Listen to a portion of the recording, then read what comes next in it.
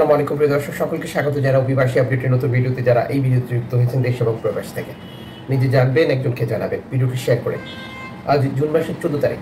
চ্যানেলটি সাবস্ক্রাইব করুন, ফেসবুক পেজটি লাইক ফলো করুন আমাদের প্রতিদিনের আপডেট তথ্য প্রতিদিন দেখার জন্য। মধ্যপ্রাচ্য সংকট, ইসরায়েল ইরানের বর্তমান সহিংসতা অভিবাসী ইউরোপে আসার চেষ্টা করবে, যা এই খাত সংশ্লিষ্ট অনেকে মনে করেন। আপনি কি মনে করেন বর্তমান পরিস্থিতি বিবেচনা অভিবাসী যেটা স্বাভাবিক প্রক্রিয়া যেটা হচ্ছে তার থেকে আরও বৃদ্ধি পাবে? আর এক্ষেত্রে ইউরোপীয় দেশগুলো কী সিদ্ধান্ত নেবে? জর্জিয়া মেলোনি সহ বর্তমান ইউরোপের যে সম্পদশালী দেশগুলো রয়েছে সবগুলোর প্রতিনিধিত্ব করছেন ডানপন্থী সরকাররা। আর এই পরিস্থিতি বিবেচনায় ইউরোপে অভিবাসী বিরোধী একের পর এক কঠিন অবস্থা সৃষ্টি হচ্ছে, যাতে ক্ষতিগ্রস্ত হচ্ছে সাধারণ অভিবাসীরা।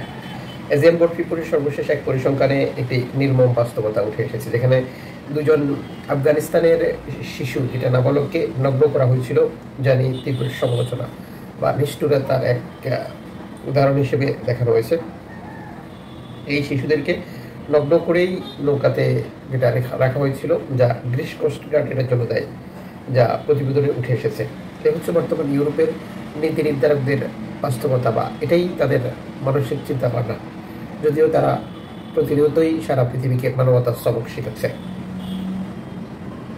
ইতালির গোয়েন্দা সংস্থা ফেরাগন স্পাইওয়ার ব্যবহার করছে, যেটি কর্মীদেরকে নজরদারির জন্য, যেটা নিয়ে তীব্র সমালোচনা শুরু হয়েছে ইতালির ভেতরে।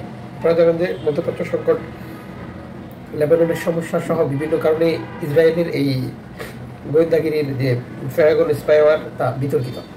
ইতালিও একই কাজে যুক্ত রয়েছে, যা নিয়ে তীব্র সমালোচনা রয়েছে। যদিও এর মধ্যে ঘোষণা এসেছিল যে ইতালি এটি চুক্তি বাতিল করেছে, কিন্তু বর্তমান সময়ে এটি প্রমাণ সহ উপস্থাপন করেছেন নীতি নির্ধারকদের যে সমালোচনা করে যারা, বা সমালোচক। সর্বশেষ জানিয়ে ইতালির রাজনীতি আবারও উত্তাপ। বর্তমান ইতালির রাজনীতিতে জর্জিয়া মেলোনি সরকার ইসরায়েলকে সমর্থন এবং মধ্যপ্রাচ্য সংকটে এককভাবে কোনো ধরনের প্রতিক্রিয়া ইতালির পক্ষ থেকে না দেখানো নিয়ে কঠোর সমালোচনা চলেছে। আর এই অবস্থায় যে প্যারাগন স্পাইওয়ারের তথ্যটি উঠে এসেছে সামনে, যা নতুন করে বিতর্কের জন্ম দিয়েছে। আপনি এই বিষয়টাকে কীভাবে দেখছেন? এই সমালোচনা, এ ধরনের বিতর্ক কোনো কিছু যায় আসে বর্তমান কঠোর ডানপন্থী সরকার জর্জিয়া মেলোনির?